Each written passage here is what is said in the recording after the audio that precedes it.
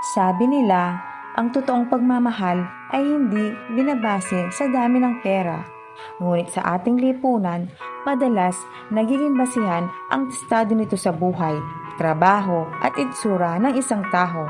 Kahit pa may maganda at mabuting kalooban nito. Ngayon, ibabahagi ko sa inyo ang kwento ng dalawang tao na tiyak kong kapupulutan ninyo ng aral.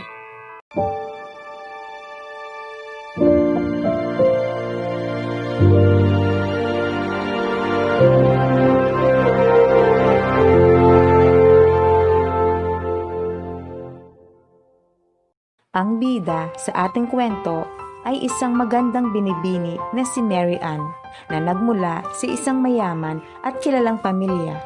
Siya ay nakapagtapos ng pag-aaral sa isang sikat na university. Pero kahit ganoon ang kanyang katayuan sa buhay, siya ay hindi maluho at simple lamang kung manamit. Subalit, ang kanyang magulang ay pangarap nilang makapag-asawa ito ng mayamang lalaki.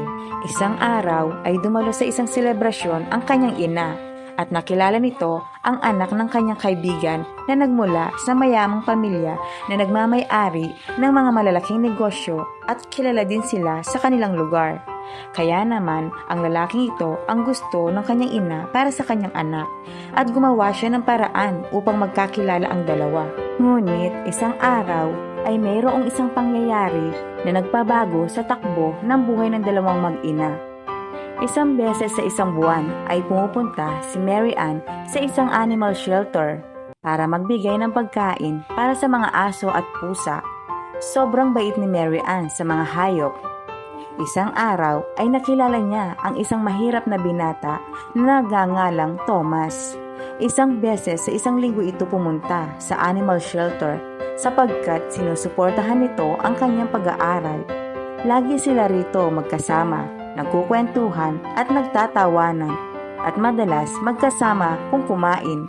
Kaya naman di maiwasan ng dalawa ang unti-unting mahulog ang loob nila sa isa't isa. Isang araw, na-realize ni Tomas na mahal na niya ang dalaga pero kailangan niyang pigilan ang sarili dahil alam niya langit at lupa ang pagitan nilang dalawa. Mayaman si Mary Ann at siya naman ay isang hamak na mahirap lamang. Natatakot siya na baka isang araw ay hindi siya ang tipo ng lalaki ang gusto ni Mary Ann. Subalit isang araw, naglakas ng loob si Tomas na sabihin sa dalaga ang kanyang totoong nararamdaman. Dahil hindi na niya kayang pigilan pa ito, sapagkat ito ang isinisigaw ng kanyang puso. Bigyan mo pa ako ng kaunting panahon, tugon ng dalaga. Pero sa kanyang sarili ay alam na niya na gusto niya ang binata dahil mahal niya na rin ito. Nakita niya ang dedikasyon nito na masaya siya kapag magkasama sila at higit sa lahat, mabait ito, maalalahanin at mapagmahal. Nabiyag na nga ang puso niya ng binata. Isang araw, natuklasan ng kanyang ina na may kadate siya na isang mahirap na binata. Kaya naman, galit na galit ito sa kanya. At ang sabi nito, pinag-aral kita sa isang maganda at sikat na university. Huwag mong sirain ang mga pangarap ko para sa iyo. Hindi siya nararapat para sa pamilya natin. Pera lang ang habol niya sa iyo at hindi kanya kailanman mamahalin. Hindi ko alam kung saan mo ito nalaman, sagot ni Mary Ann. Hindi ko siya boyfriend. Isa siyang mabait na tao at may mabuting puso. Gusto ko na siya at mahal ko na siya. Balang araw, sasagutin ko siya. Nasisiraan ka na ba ng ulo? Tugon ng kanyang ina. Hindi ko gusto na patuloy ka pang makipagkita sa hampas lupa na iyon. Kaya naman, nagkulong ang dalaga sa kanyang kwarto sa loob ng 5 araw. Habang naaalala ang kanilang masasayang araw na magkasama sila ng binata. Kasabay nito ang pagpatak ng kanyang mga luha. Sobrang namimiss na niya ito at hindi niya alam ang gagawin. Subalit, kailangan niyang sundin ang tibok ng kanyang puso. Kaya naman, kailangan niyang sabihin kay Tomas ang lahat at hindi nga nabigo ang babae sapagkat nakahanda si Tomas na ipaglaban ang kanilang pag-iibigan. At buo ang loob ng dalaga na umalis na sa kanilang tahanan. Gaya nga ng kasabihan, hahamakin ang lahat, masunod ka lamang. Masunod lamang ang isinisigaw ng puso. Isang araw, pumunta ng animal shelter ang dalaga upang makausap ang lalaking nagpatibok sa kanyang puso. Subalit isang malungkot na balita ang kanyang nalaman. Wala na dito ang taong naging bahagi ng kanyang buhay at nagtungo siya sa kanilang bahay at wala na rin ito dito. Walang sumasagot sa kanyang mga katok sa pintuan. At umabot halos 1 taon na wala silang komunikasyon ng binata.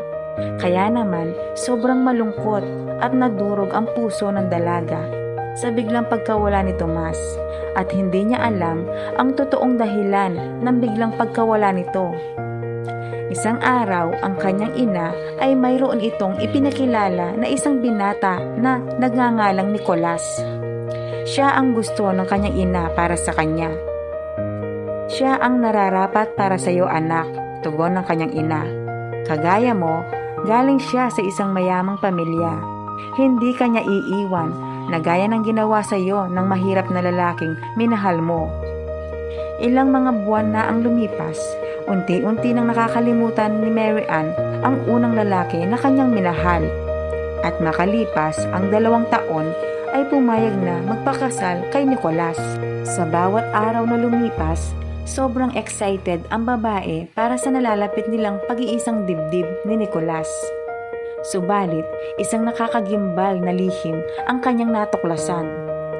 Pagpasok niya sa kwarto ng binata, nakita niya ang cellphone ng kanyang fiancé na may text message. Kaya naman, kinuha niya ito at binasa. Ang mga mensahe dito, malapit nang matupad ang mga plano natin. Nalalapit na ang kasal ninyo ng aking anak. Mga mensahe na galing sa kanyang ina at binasa pa ni Mary Ann ang iba pang mensahe. Gawin mo ang lahat, makuha mo lamang ang puso ng aking anak. Nakipagkasundo ang kanyang ina sa kagaya nilang mayamang pamilya. Kaya naman, nadiskubre ng dalaga ang kanilang pag-iibigan ay isang kasinungalingan lamang. Kaya naman sobrang nadurog ang puso ng dalaga sa kanyang natuklasan. Nakasabwat pala ang kanyang ina na nawala ang lalaki na kanyang iniibig at iyon si Tomas. Nakipagkita ang kanyang ina kay Tomas at ang sabi nito, layuan mo na ang anak ko, hindi kanya mahal. Ginamit niya lang ang kabutihan mo. Malapit nang ikasal ang anak ko. At nag-alok pa ito ng pera para sa binata para lamang kapalit sa paglayo niya kay Mary Ann.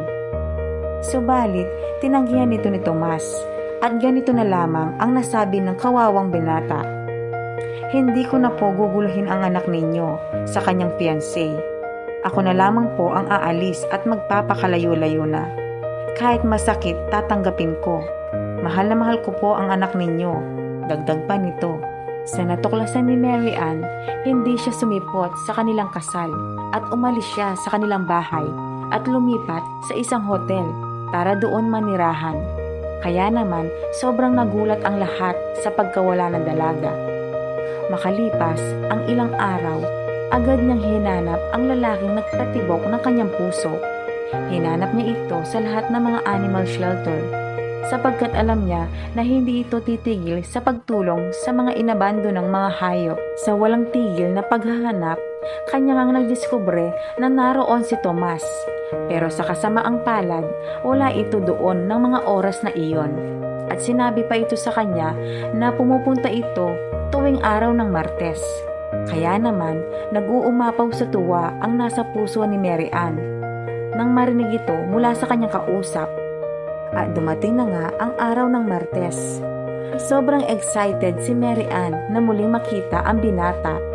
Malayo pa lamang si Mary Ann ay natanaw na niya ito, ang lalaking nakatalikod na pamilyar sa kanya.